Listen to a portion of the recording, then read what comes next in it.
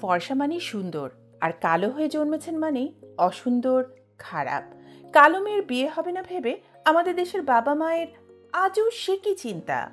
শুধু আমাদের কথাই বলি বা কেন, এই গায়ের রঙের অজুহাত দিয়ে মাত্র কয়েকশো বছর আগেও ইউরোপ আমেরিকাতে হালাল করা হয়েছিল আফ্রিকার কালো মানুষদের দাসত্ব।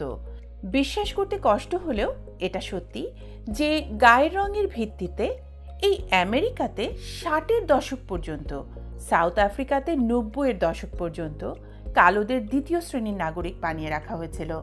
কাগজে কলমে সমানাধিকার পেলেও এখনও তারা লড়াই করে চলেছেন এই বর্ণ বৈষম্যের বিরুদ্ধে। কিন্তু কেন মানুষের মধ্যে এত রকমের গায়ের রং দেখা যায়? গায়ের রঙের এই সাদা কালো বলতে আসলে কি বোঝায়? এর ভিত্তিতে বিভিন্ন ধরনের বৈষম্যের বা সামাজিক নিপীড়নের কি আসলেই কোনো ভিত্তি আছে? চলুন তিঙ্কের বন্ধু বিজ্ঞানী ডক্টর কৌস্তব অধিকারীর কাছ থেকে আজ জেনে নেওয়া যাক আমাদের প্রজাতির মধ্যে এত রকমের গায়ের রঙের বিবর্তনের কাহিনী।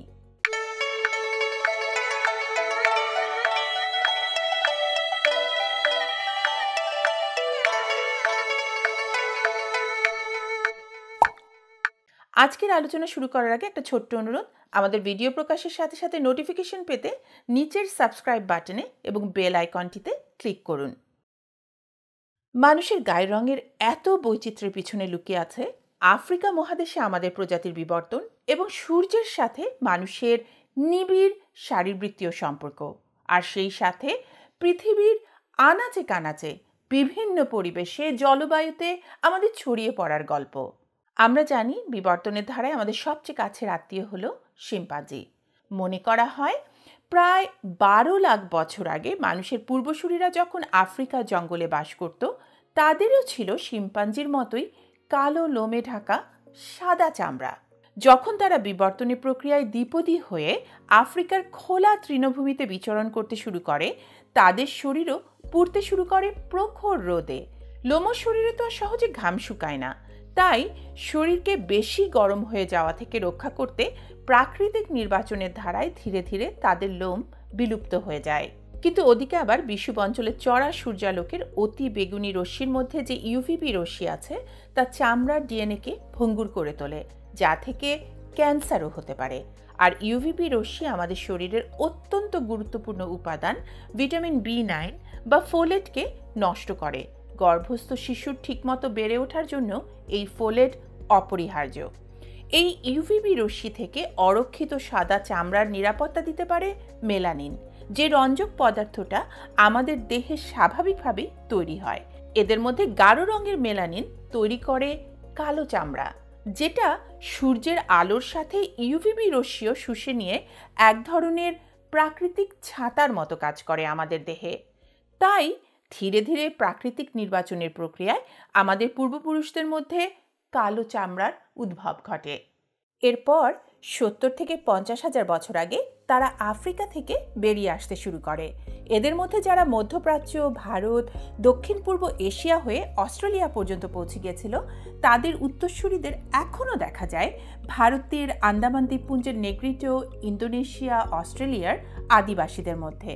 তারপর 60 থেকে 50 হাজার বছর আগে মধ্যপ্রাচ্যে যারা বাস করতে শুরু করেছিল, তাদের একাংশ উত্তর দিকে ইউরোপ ও এশিয়ায় ছড়িয়ে পড়তে আরম্ভ করে। অর্থাৎ কালো বা বাদামি রঙের মানুষেরাই ছিল ইউরোপের প্রথম অধিবাসী। তবে তখন সেখানে দেখা গেল একেবারে উল্টো আরেক সমস্যা। বিষুবরেখা থেকে আপনি যত দূরে যাবেন ততই সূর্যের তেজ কমতে থাকে। ফলে উত্তরের দুর্বল সূর্যালোক থেকে আমাদের ঘন কালো রঙের চামড়ার পক্ষে পর্যাপ্ত ভিটামিন ডি তৈরি করা আর সম্ভব হচ্ছিল না। ভিটামিন ডি এর অভাবে তাদের হাড়ের স্বাভাবিক বৃদ্ধি বন্ধ হয়ে আসতে শুরু করলো। তাই 30 হাজার বছর আগে মানুষ যতই উত্তরে বসতি স্থাপন শুরু করে, ততই তাদের চামড়ায় মেলানিনের পরিমাণও কমতে থাকে। দেখা গেল যাদের চামড়ায় গাঢ় মেলানিনের পরিমাণ কম, তারাই বেশি ভিটামিন ডি তৈরি করতে পারছে। প্রাকৃতিক নির্বাচনের প্রক্রিয়ায় তারাই নির্বাচিত হতে শুরু করলো বেশি করে, এবং পরবর্তী প্রজন্মে বিস্তার ঘটতে থাকলো তাদেরই জিনের। এভাবেই উত্তর গোলার্ধে টিকে থাকার দায়েই আবার শুরু হলো ফর্সা চামড়ার বিবর্তন। আধুনিক বংশগতীয় গবেষণায় দেখা যাচ্ছে যে 30 থেকে 10 হাজার বছর পর্যন্ত ক্রমান্বয়ে ঘটেছে এই বিবর্তন। আবার এই বিবর্তনের আগেই যেহেতু মানুষ ইউরোপ ও পূর্ব এশিয়ায় ভাগ হয়ে আলাদাভাবে বসবাস শুরু করেছিল, তাই এদের মধ্যে ফর্সা চামড়ার বিবর্তনও হয়েছিল আলাদা আলাদাভাবেই। ইউরোপের বিভিন্ন দেশ এবং চীন, জাপানের মতো পূর্ব এশিয়ার দেশগুলোতে সাদা চামড়ার বিবর্তনের বংশগতীয় পরিবর্তন ঘটেছে সম্পূর্ণ ভিন্নভাবে।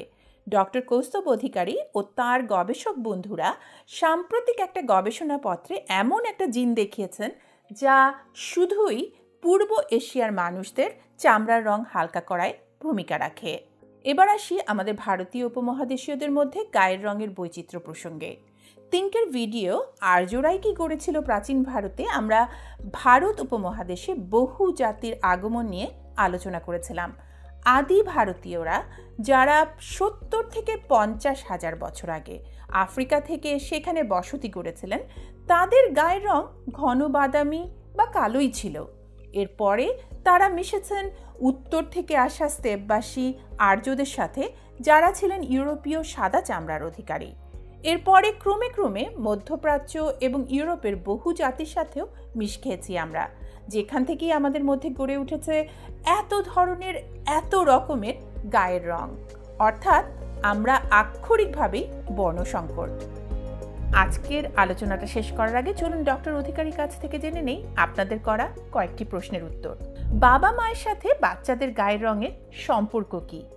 গায়ের রঙের বংশগতি খুবই জটিল। এটা নির্ভর করে অনেকগুলো জিনের অনেক রকম ফেরের ওপর। কোনো সন্তান তার মা বাবার কাছ থেকে ঠিক কোন কোন জিনের কোন প্রকারভেদটা পাচ্ছে তার উপর নির্ভর করে সন্তানের গায়ের রং। এজন্যই দেখা যায় একই দম্পতির বিভিন্ন বাচ্চার গায়ের রং প্রায় নিজেদের মধ্যে তো বটেই, এমনকি বাবা মায়ের চেয়েও খানিকটা আলাদা হয়। দ্বিতীয় প্রশ্ন হচ্ছে, গায়ের রঙের জিনের সাথে বুদ্ধিমত্তার কি কোনো সম্পর্ক আছে? না, নেই। এরকম কোনো জিনগত সম্পর্ক খুঁজে পাওয়া যায়নি। এই ধারণাগুলো মূলত এসেছে গত কয়েক শতাব্দীতে ইউরোপীয় ঔপনিবেশিক সময়ে আফ্রিকা থেকে ধরে আনা